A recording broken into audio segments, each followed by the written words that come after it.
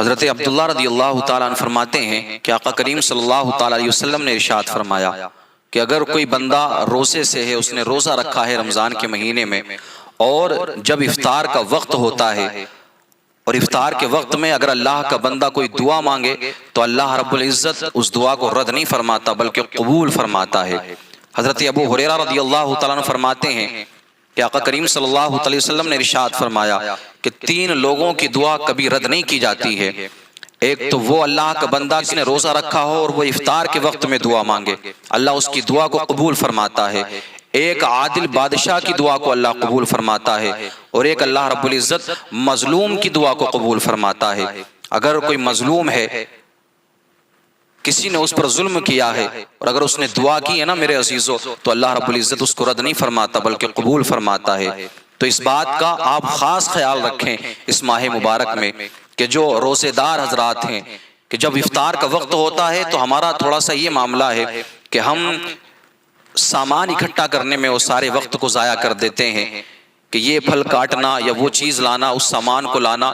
اس طریقے سے سارے سامان کو سجانا۔ میرے عزیزو، وہ وقت سامان سجانے کا یا سامان لانے کا نہیں ہے، بلکہ وہ وقت تو اللہ رب العزت کی بارگاہ میں رونے کا وقت ہے، گڑ گڑانے کا وقت ہے۔ آپ اگر روزے سے ہیں اور افطار کے وقت میں آپ اگر یہ دنیاوی کاموں کو کر رہے ہیں تو میرے عزیز آپ نے ابھی پوری برکتیں حاصل نہیں کی ہیں۔ آپ افطار کے وقت میں سارے کاموں کو چھوڑ دیں،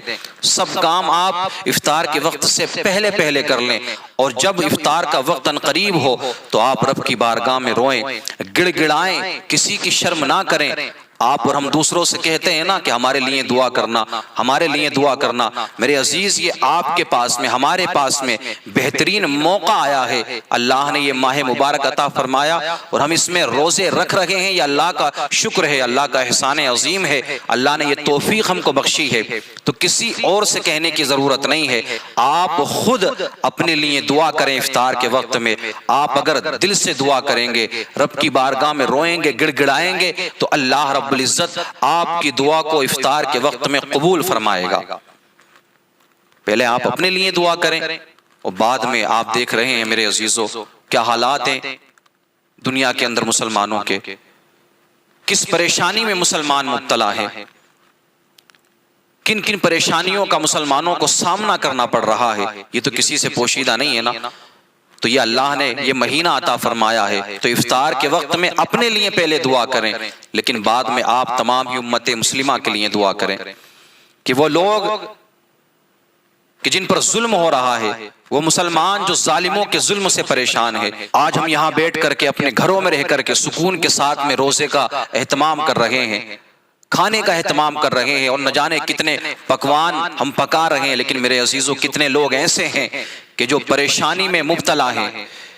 اتنے زیادہ پریشان ہیں کہ اپنے گھروں سے وہ نہیں نکل سکتے، اتنا ان پر ظلم کیا جا رہا ہے۔ تو آپ کا اور ہمارا یہ فرض بنتا ہے کہ ہم اور آپ ان مسلمانوں کے لیے بھی دعا کریں۔ اور یہ جو ایک فیشن بنا لیا ہے نا لوگوں نے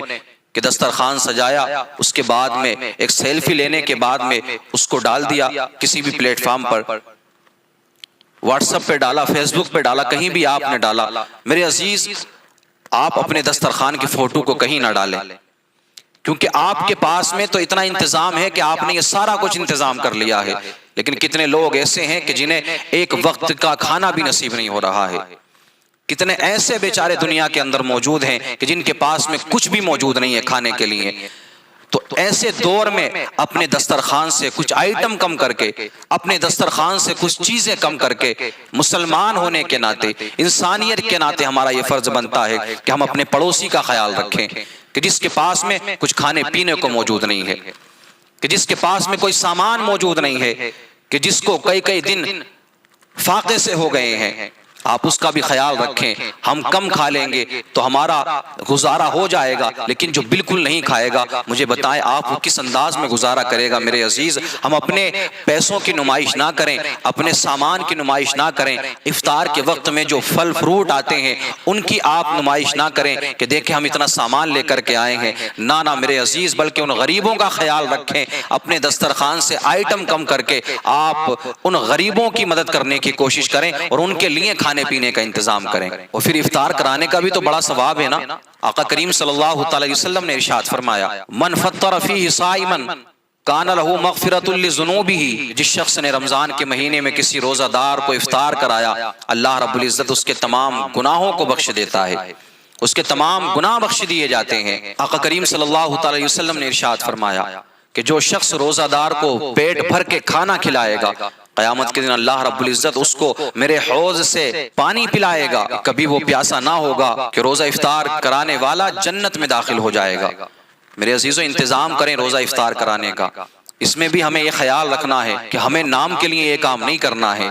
بلکہ آقا کریم صلی اللہ علیہ وسلم نے جو فرما دیا ہے، نبی کی جو حدیث ہے، اس پر عمل کرتے ہوئے ہم یہ کام کر رہے ہیں۔ اللہ کی رضا کے لیے، اللہ کے رسول کی رضا کے لیے ہم یہ کام کر رہے ہیں۔ نام کے لیے آپ کرو گے تو آپ جانتے ہو انما الاعمال بالنیات، عمل کا دار و مدار میرے عزیز نیت کے اوپر ہے۔ ذرا سی بھی اگر ریاکاری آئی نا کسی کام کے اندر تو آپ کا عمل وہ قابل قبول نہیں ہے۔ آقا کریم صلی اللہ علیہ وسلم نے ارشاد فرمایا کہ جس شخص نے روزہ دار کو پانی پلایا، گناہوں سے ایسا پاک اور صاف ہو جاتا ہے جیسے ابھی اپنی ماں کے پیٹ سے پیدا ہوا ہے۔ صحابہ کرام رضوان اللہ تعالی علیہم اجمعین عرض کرتے ہیں یا رسول اللہ علیہ الصلوۃ والتسلیم، یہ حکم سفر کے لیے ہے یا وہاں کے لیے ہے جہاں پانی موجود نہ ہو؟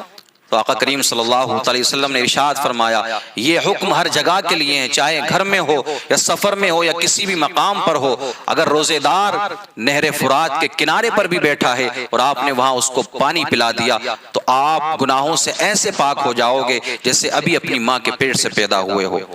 گویا آپ نے کوئی گناہ کیا ہی نہیں ہے۔ حضرت سلمان فارسی رضی اللہ تعالیٰ عنہ روایت کرتے ہیں کہ آقا کریم صلی اللہ علیہ وسلم نے ارشاد فرمایا کہ جس نے حلال کمائی سے کسی روزہ دار کو افطار کرائی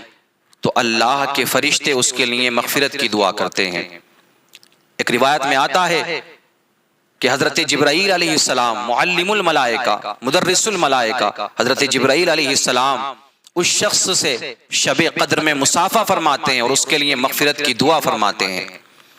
تو میرے عزیزوں، بہت بڑا انعام ہے افطار کرانے کا۔ ہم یوں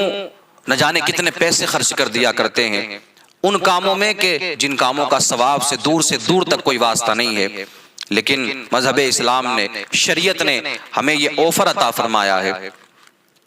اللہ رب العزت نے اتنا کچھ ہمیں عطا فرمایا تو ہم اپنے پیسے کو صحیح جگہ استعمال کریں، ایسی جگہ استعمال کریں کہ ہمارا پیسہ صحیح جگہ چلا جائے اور اللہ رب العزت اس خرچ کرنے کا ہمیں بدلہ بھی عطا فرمائے، ثواب بھی عطا فرمائے۔